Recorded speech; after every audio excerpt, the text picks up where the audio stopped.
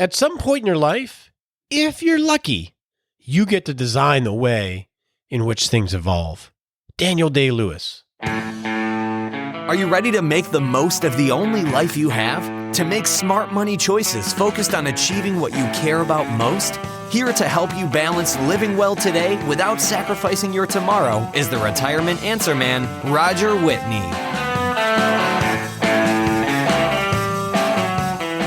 Now, when Daniel Day-Lewis said, at some point in your life, if you're lucky, you get to design the way in which things evolve, I don't think he was talking about retirement. I'm not sure what he was talking about. I don't know the context. I imagine he was talking about if you get to the point in life where you can actually have the choices of how you live your life, how you work, how you organize things, you're a pretty lucky person because a lot of us don't get to that point. In my mind, I think of retirement or becoming more free in your schedule, in your time, as an evolution from full-time, career-driven work. Now, the word evolve, if you look at the definition, it says the gradual development of something, especially from a simple to a complex form. I really like that definition. When I found it, it got me thinking a little bit because coming up this Sunday, I turn 50 years old. And, when you hit these little benchmarks in life, you sort of look back at, okay, what did that's a half a century. Oh my goodness, it's a half a century. What has my life been up to this point? So when you look back, so if you look back at my 0 to 10 years, when I was 0 to 10 years old, what was I? I was this goober young boy who was just probably just an annoying little brother, just one of those kids just trying to get along in a family of three with a mother. And then I evolved from that annoying little brother to something else from age 11 to age 20. And, I tried to define what that was. I said I was an underperformer outsider. I would define myself. I tried lots of different things, would not commit to anything, and just sort of beat to my own drum. And then from there, I evolved age 21 to 30 to get married, have a family, start to take on responsibility, to start to have some early success in business. If I had to put a name on it, I would probably call myself a know-it-all during that period of time. I was really spreading my wings and feeling more confident and overcorrected and got probably a little overconfident. But then I evolved. From age 31 to age 40, I evolved from Mr. Know-it-all to, holy cow, how did I screw this up so bad? Let me fix it, right? Whether it was relationships with my children, my wife, work, everything. I look at my 30s as the decade that I had to clean up a lot of what I did in my 20s. So I evolved, but I had work to do. And then when I turned 40, so 41 to age 50 here Sunday, when I look at the last 10 years of my life, I evolved from an annoying little brother to an outsider slacker, to a know-it-all, to a fixer, to now being someone that was in a renewal stage. I'd cleaned up the messes and felt like I was just hitting my strides personally and professionally. It was a great decade. I love the 40s. So now I'm here about to be 50, which is really beginning your 51st year, right? What is this age going to be? I am hopeful. I am very optimistic about this age. I think the 50s are going to be the best decade yet because I feel like I have put in the work, that I am evolving to a much better husband, a much better father and mentor with older kids. And by far in my profession, I feel like I am just hitting my stride to be able to have the biggest impact because I know who I am and I've built up the skills and I have some wisdom yet. So I'm really excited about my 50s because I feel like I'm evolving to something where I'm really going to be able to do some cool things. So when you hit whatever age it is, let's say it's 60 or 61, moving into retirement is really just another evolution of yourself, right? From a full-time career person to someone that has more freedom, has more time, can work more intelligently. It doesn't mean retirement. We've talked about this before, but it's really evolving, which means now what happens with something that evolves. And this is important. What happens is there's a stress that builds up with the old self, the old form of who you are, that pushes you to evolve to something new. And that stress, it's a creative stress, but it can be frustrating. And then a lot of times it can manifest itself in burnout, which is what we're going to talk a little bit about today. And we're going to talk about learning from other people's journey and handling money. But I thought that was an interesting way of thinking about things. So before we get to the hot topic, let's talk a little bit about burnout. Let's have that all-important disclaimer.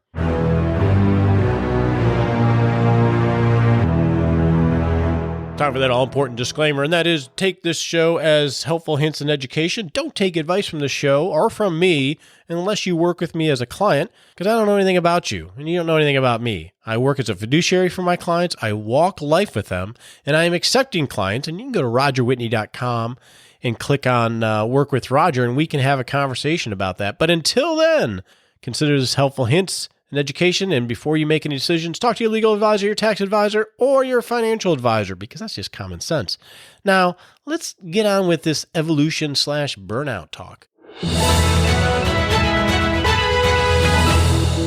what I want to talk about today in the hot topic segment is this idea of burnout. And I think burnout is evolution gone wrong, evolving gone wrong, where you have this creative stress, but nothing moves. The person or the being is stuck in their state, not moving on to what they should be, and it creates a destructive force. And back on episode 131, we had Dr. Clark Gaither, Dr. Burnout, talk about this, his own personal experience with it, but also how he helps people deal with burnout. And I wrote an article about it called What Should You Do About Job Burnout Before You Retire? Because it's important to do something about before you retire. If you don't, you could allow the burnout to be the impetus for you to run to quote unquote retirement just to get away from the pain and not go through that evolutionary process of fixing things so you can have a healthy retirement. And it may actually take you from the frying pan into the fire, so to speak. So I would love your input on this burnout topic and how you view that in evolution. Go to rogerwhitney.com/blog. I posted it on Monday, and you can leave some comments and we can have some conversations there. Talking about this evolution and burnout, the other day, I had a conversation with one of my favorite clients, and we were having lunch, and he said, Roger, do you realize that if we had stuck to the original plan that you and I put together, I would have been retired for 5 years now? And I'm like, Russ, you're right. You would have been retired for 5 years. And here you are still loving the job that you have. What's up with that? And he said, well, a couple of things. I think each year since we've made that plan and set bogeys every year, I've been thinking more intentionally about it, and we've made little adjustments to his practice. He's a doctor, just a little bit every single year. And over time, I've ended up liking my work more because I kept working to adjust or evolve my role in the practice. So I think that's part of it. This is just Russ telling me what he thought. And the second part he said was, it's also through the planning and being intentional about it, it's just nice to know that I could. Because when I was practicing without knowing that, it felt much more like a job that I had to do. And since we were intentional about the planning part, intentional about the investing part, all of a sudden I was set to, wow, I don't have to do this, which freed me up to adjust how I was doing it to serve me, because I felt the roles reversed. Rather than me being the servant to the practice, it became a servant to me because I didn't need it anymore. And that dynamic alone helped me make the adjustments to avoid the burnout, but also to keep going. I'm just paraphrasing some of the conversation. So I think that's a really interesting perspective on why you need to have a plan on the financial end of it and on the life end of it, because it puts you back into power. So I thought that was interesting. Now let's get on with our special guest, PT Money, in the practical planning segment.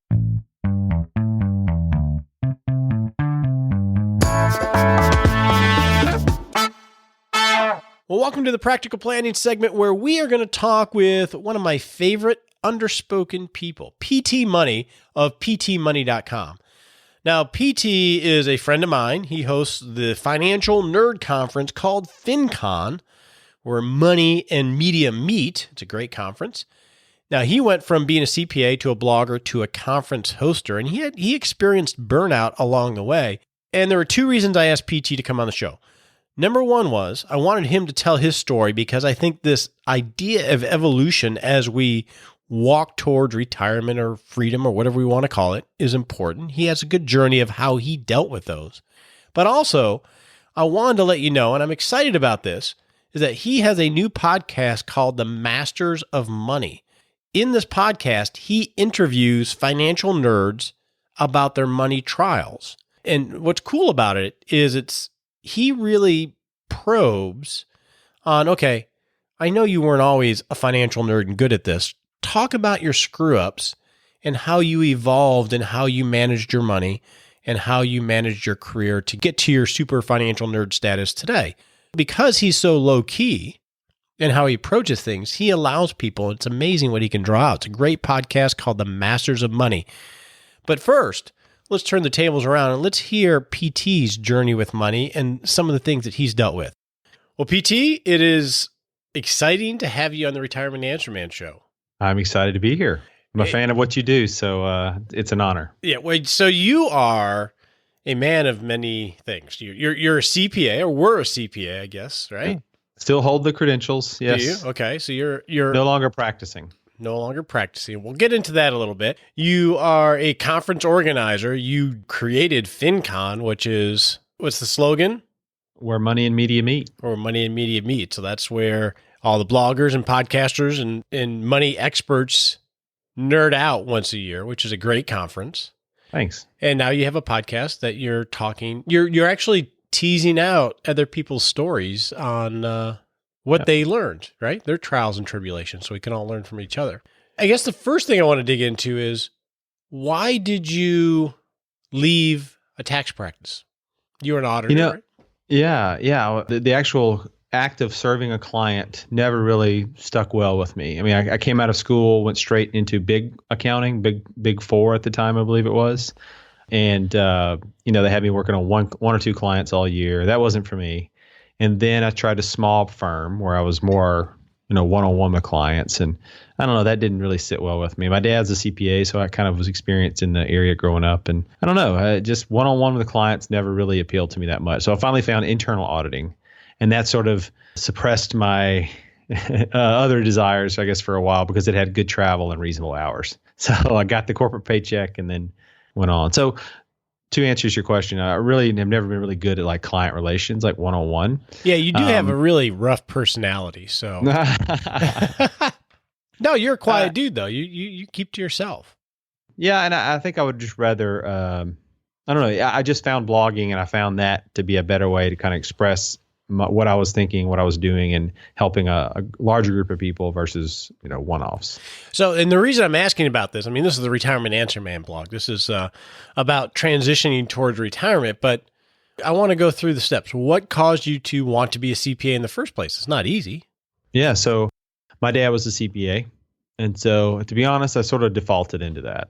My dad was one, I respected what he did. I realized it gave him autonomy in his life. So he had his own practice. He could kind of call his own shots. I respected that. And then I took my first accounting class and I aced it. I was the best student in the class. And so even though inside I wanted to maybe try engineering or try some different things, it just seemed to all fall into place. I had a business scholarship. It just kind of all worked out. So went down that path. And to a certain degree, I chased the money a little bit in the career. And then, by the time I started taking the exam, it was like, oh my gosh, I've got to pass this thing. My dad's a CPA. There's no way I'm not going to finish this thing. And so it took me 6 times, but I finally knocked it out and breathed a sigh of relief. And then I thought, whew, now I can get on with the rest of my life. I've done that. Now I can go do what I want to do. Yeah. I mean, that's normal, right? We just sort of fall into things. And then you started to realize, and how old were you when you really started to realize, man, this isn't for me? Yeah, 24, 25. I was kind of discovering that. I looked at my bosses at the CPA firms and my bosses in a corporate world, and I just realized I didn't want to be in their position 10 or 15 years from that point. So I didn't want to become them. And that's, I think, not smart, but it's one way to look at your career. So look at the people ahead of you and decide if that's who you want to be. Now, from a money perspective, when you started to make the transition, how did you do the transition? And then how did that affect the money side of things? You mean leaving all that? Yeah. Yeah. So I worked in the industry about 10 years, different places. So 24, well, roughly 22 to 32. So around the age of 30, I got married. And around that time also, I had found Dave Ramsey, had found some other personal finance blogs online. So I was becoming this big nerd about personal finance. So I realized it was different than what I had learned in my accounting career and my corporate finance career. And even from my father to a certain degree, I realized that I didn't have all the skills I needed to master my money. And so I went out on an education, stream there for a while, reading David Bach, reading Dave Ramsey, studying other blogs, and just kind of soaking all this up. And so I got married. So as you can imagine, like wanting debt out of my life at that point was big, wanting to save up for a house, all these things sort of coming to a head of being responsible and kind of getting ahead. And around that same time is when I started the site and just started sharing my ideas as well. And one thing led to the other. And I think the accountability of having the site and, just sort of being in that, talking about money a lot kind of led me toward a place where I wanted to have, more freedom through my financial life. And so when we talk about the site, excuse me, but Yep. when we talk about the site, we're talking about ptmoney.com.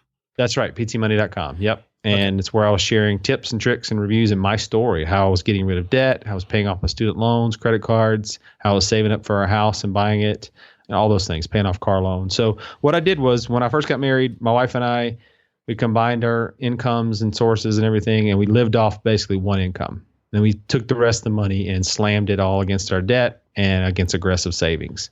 In the back of my mind, I thought maybe I would do this blogging thing full time at some point, but I really didn't have a specific goal. I just knew that if I fixed my financial life, then I would have options. Then I could kind of call my own shots at that point because I felt like the finances were a burden to me making decisions because I'm a very risk averse guy. So from 2007 to 2010, I built the blog on the side while fixing my finances. And then 2010, something happened in my corporate job that kind of forced me out of that and led me toward the path of entrepreneurship. So fixing your finances, how bad were they? And you can share as much as you want, but I mean, was it that you just didn't have the flexibility to go pursue anything else? You had to have that corporate check? A couple things going on. One is that I had the corporate check and I had built everything in my life up to that point. So I feel like I had to sort of ride that out to a little while, right? You built everything up to that. I was like, why are you quitting, midstream? So got used to the check, but also I did have debt. I had about $3,000 or $4,000 of credit card debt coming out of college that I let stick around for a couple of years after that point. I had car loans, I had student loans, $30,000 in student loans, and approximately $15,000 in car loans. My wife and I both had about the same thing. So not terrible amounts, but enough to where we felt like it was a burden in our lives, and it's something that we knew with two incomes we could just tackle and knock out pretty quickly, and we did. Over a 2 or 3 year period there, we crushed all that debt and then built up our emergency savings. What I like about that story is a couple things. And regardless of how old you are, is you had a good job and you guys were able to do a lot with it, but it wasn't great. And you were willing to blow it up, but you sat there and noodled on how do you do something else for a long period of time and your outlet was blogging and that ended up being it. But my guess is you were looking at lots of different avenues to do something different. Yeah, I always knew, like my father, I wanted to have more independence and autonomy in my life. And so I knew I didn't have it completely where I was. And it was at the corporate job where they were going to ship me off to India for 3 weeks over my daughter's first birthday. And my wife, at the time, I was thinking, I should probably start doing this blogging thing full time. And at the time, my wife was pretty hesitant, but that was the straw that broke the camel's back there for her. And so I kind of saw my window there to take that opportunity. We didn't have any debt anymore. We had saved up 6 or 7 months of emergency funds. I was a CPA still, so I could hopefully jump back into the market. And even though it was 2010, still a little bit of a recession hangover there.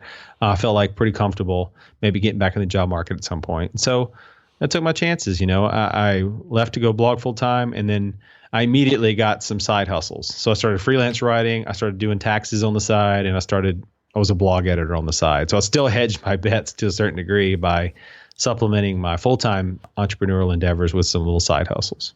Now, let's fast forward to today. Now, you are how old? 41 now. 41. Okay, you're in the 40s. I'm leaving the 40s, and you just got into the 40s. So you're 41 now, and now you have your own business of running PT Money, which is a great finance blog, and then running FinCon, which is a huge conference, and you just started your podcast. When you look at yourself now, what do you see for the next 10 years in terms of business, and what do you think about retirement ultimately? I have developed more of a longer term mindset with both of my businesses. They both sort of started from hobbies or just sort of passion ideas. It was like, well, is this thing going to be around? Is it going to keep going? And so I've started to develop more of that long term mindset with those. But, for us, I'm 41, my wife's 36. She's at home with the kids. So we have a pretty independent, free lifestyle at this point. I'm able to work from home and run both businesses. And so for us right now, with our kids being 7, 5, and 2, it's about carving out time to make sure we're dedicating time and energy toward doing stuff with our kids and making the most of these years. So I see myself in the next few years continuing to run the business, but being better at being the executives of my business and owner of my business versus being in the operation so much. And then we've saved up enough in our retirement savings to where I calculated up we could stop saving now. And by the time we're 60 or 55 or 60 or so, that money would have accumulated enough to be something we could retire on, quote unquote, at that point. So I don't feel as much pressure to throw as much money into retirement savings anymore. So we're actually looking at things like paying off our mortgage and just spending more money sort of on our current lifestyle and current enjoyment. What do you think gives you all these options? Is it just having such a huge income, or is it the CPA side of you? It sounds like you guys have been really intentional about everything. Yeah, it's being intentional for the last 10 years of my life, from 2007 to 2017 now. I mean, I've been laser focused on achieving financial goals in my life, personal finance goals. And a big chunk of those were the two businesses. So starting those really enabled me to fast track my financial success. So PT Money had a good year in 2010 or 2012. And, multiple 6-figure year. And then the conference over the past couple of years has grown into that kind of business as well. And so, we've seen the fruits of my being able to be independent and work on these businesses has now blossomed to a point to where, it has set us up to be in a good spot. So we're blessed. Now, when you became a CPA, did you have any inkling that you would ever be a blogger? No. In fact, my mom is a writer and a creative person, and I always sort of rejected that part of my life, and I always had to sit down with mom and work on my essays or book reports and things like that, and I just hated it. And still to this day, writing is somewhat of a chore. But you know what, when you consume enough content on a subject, I think it just naturally starts bubbling out of you. And so my entry into blogging and writing was really more about my passion for the subject. And so I've learned to be a better writer and a better communicator. But it started with me caring about this one thing so much so that I had to start telling the world my opinion on it.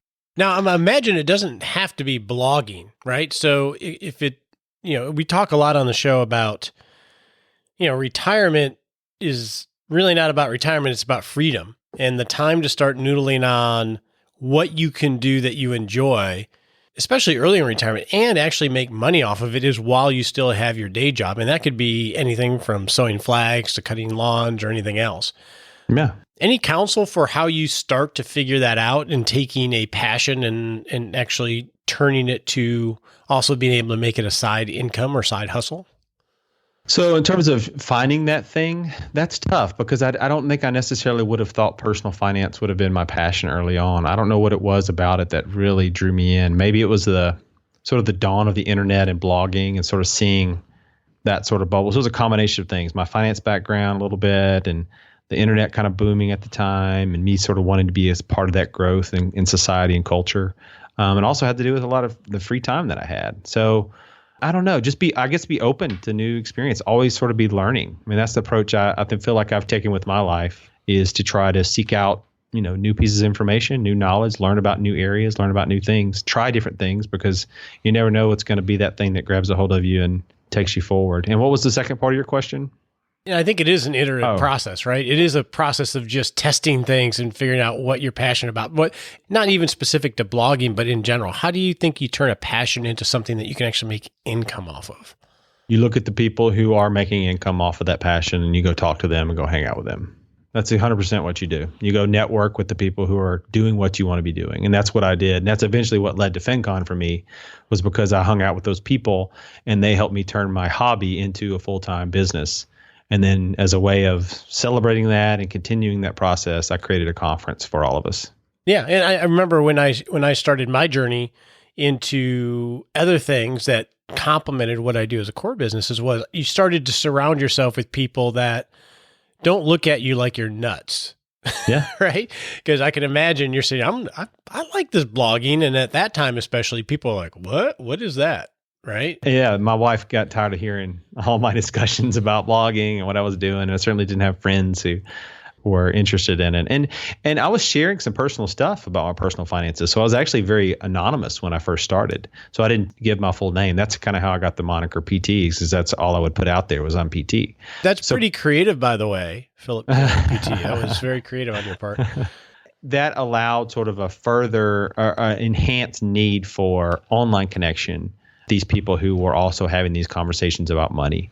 And so I would say the more you seek that out, the more you seek those relationships, I think, and have a collaborative approach versus competitive approach, the better it's going to be for everyone involved. So that's the folks I sought out is the folks who just wanted to join arms with me and say, how can we all do this together? This is a growing industry. This is something we can all be rewarded with, down the line. So let's help each other out and make it happen. Now you have a brand new podcast. Mm-hmm. What is it called and why did you start it? Yeah, it's called Masters of Money. And it's really about bringing taboo conversations about money, somewhat like we're having right here. We're actually getting real about numbers and facts and figures and lifestyle, and bringing that to the audience, bringing it to people who maybe have never heard that before, never heard people talk so frankly about money and their career and their passions and how they're going to achieve those goals in their life. Money is still is a taboo in our society, arguably the last taboo. You'll see a lot of things on TV, but you won't really see people talking about their personal finances. And not just because it's boring, maybe some people, but because people are either embarrassed about it, they think it's rude to talk about it. I mean, there's lots of sort of things built into that, why that is, some good, some bad. But the fact is, I just don't think your average person in normal society is having the type of money conversations that lead to growth. So it's all about growth. Like, I've benefited from meeting people who aren't afraid to talk about their money with each other for the sake of helping improve that. When I first started, I had debt in my life. I didn't have much savings. I mean, if I had taken the approach, well, I'm not in a good enough point to be able to talk about that or surround myself with people who want to talk about that, then I never would have grown. I've grown these past 10 years because I was willing to jump in and start having conversations about money. And I think that's what's going to ultimately cure the individual. As an individual, you need to start having those conversations or listening to those conversations. And as a society, as our economy grows, I think these conversations and becoming more comfortable talking about money, breaking down those barriers for us and for our kids in the future, that's only going to lead to more positive things for us all. And so that's what the show is about bringing those stories to life and revealing that stuff. Well, what I like about the show is it's sort of like the anti-Facebook effect, right? On Facebook, everybody's beautiful, everybody's family is happy and no problems, and we all have brand new cars. And your show is exactly the opposite. Yeah. Because we all struggle, and there's some comfort and there's some power in realizing I'm not the only one that went through that or am going through that. And they made it. That sounds like me, and they ultimately made it. I can probably make it too. Yeah, society is set up to show us a certain view of our culture is set up to show a certain view of each other. And like you said, even our social media platforms enable sort of a positioning or a way to present that to other people, which I'm not knocking that, but it's just kind of what it is, right? And so I want my podcast, you're right, to be sort of the anti that. And we've had guests on our show who I call masters of money, but at times have gone through some tough stuff, made some poor decisions, have talked about how they've overcome them and are moving in a positive direction. Because that's what it's all about. I want people to anchor themselves to these stories and then see themselves moving in that positive direction, like the person on the show. Because what happens is, we hear about retirement crisis. I think if you Google retirement crisis, there's like 20 million hits on it. And a lot of it is we all feel like we have no chance. But there are plenty of people out there like you and like others that are taking intentional steps to improve their situation, right? That's right. Yep. Well, that's awesome. So how do people find you on the web, but also on your podcast? Because it's a good podcast. Yeah. So we're in iTunes, search for Masters of Money. Or if you just Google search for that, I'm sure we'll come up. But my website is ptmoney.com. And we also have the conference, which is at finconexpo.com. Awesome conference. Nerding out. It's great. Thanks for telling your story, PT. Thanks for having me on. Appreciate it, Roger. On your marks, get set.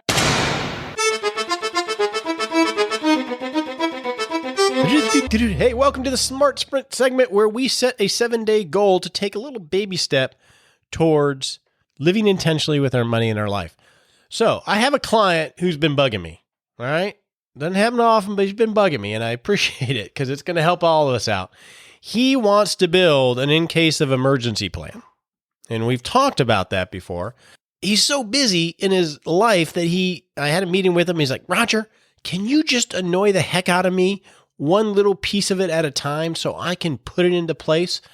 And he showed up to the meeting with me with this file folder with dividers and everything else. He's like, I'm ready to do it. But I need someone just to hound me to get it done so I can put the piece of paper in each slot. Because otherwise I'm just too busy and, lazy or whatever, and I just won't do it. But I know it has to get done. It's really important. So obviously, I run into these types of things a lot in that they want to do it, but it's not important enough for them not to drop the ball by themselves. And I can't do that work for them. I just can't. It's a journey they have to walk. But I am a zealot about follow-up. So I'm like, okay, here's the plan. I will annoy you on a systematic basis to get one piece at a time, and you have to tell me that you've got it done. And then once you have everything in those file folders, we'll scan it all and we'll put it in a couple different places. That way, you'll have all the information in the event something happens to you. Your wife will know what to do and who to call and where everything is. So my thought was to help me help him. Over the next number of weeks, every week, I'm going to help you build your own in case of emergency plan by annoying you on the show every week in the Smart Sprint segment. If you are a member of 6 Shot Saturday, every week I am going to send you an action item to build your in case of emergency plan.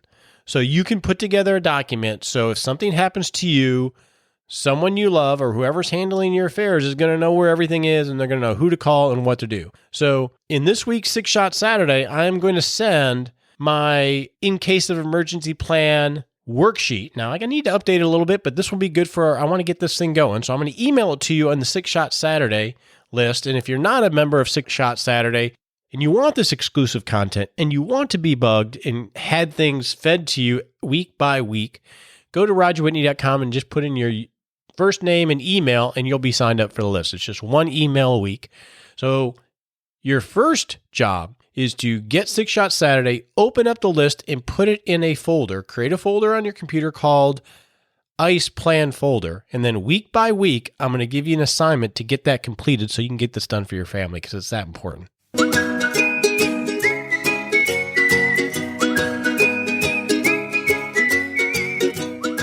Hey, welcome to the Happy Lab. So, I was driving to Abilene, Texas last week, which is a 2.5-hour drive that I have made more times than I ever thought I would in my life. And there is absolutely nothing between Dallas and Abilene, or actually Fort Worth and Abilene. Really nothing. I could almost drive it with my eyes closed. So I usually listen to books on tape or podcasts and catch up on a lot of that intellectual stuff. And so I was a little bored. This was driving home last Friday night. I was probably an hour and a half to 2 hours in of my drive after having meetings all day, and my brain was fried. So what I did was, usually I'll listen to podcasts that like depending on who it is, 1.5 to 2 speed. You can condense it more in, and some people have different cadences. Well, when I was doing that, what I did is I actually hit like half speed or 3/4 speed rather than faster. It went a lot slower. Oh my Lord, it was hilarious. Try it. I did it to myself too. It's horrible.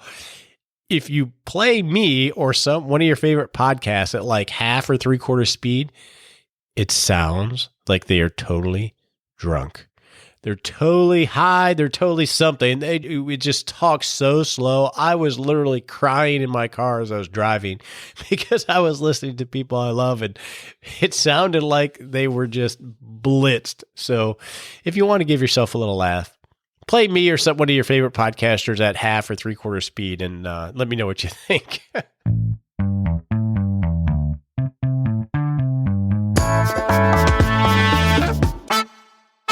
Hey, I want to thank you so much for joining me on this week's show. Until next week, this is Roger Whitney, the Retirement Answer Man.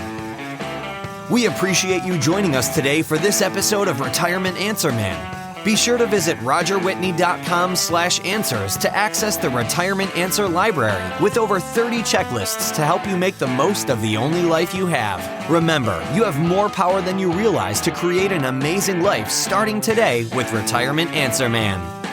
The opinions voiced in this material are for general information only and are not intended to provide specific advice or recommendations for any individual. All performance referenced is historical and no guarantee of future results. All indices are unmanaged and may not be invested into directly. Have a wonderful day.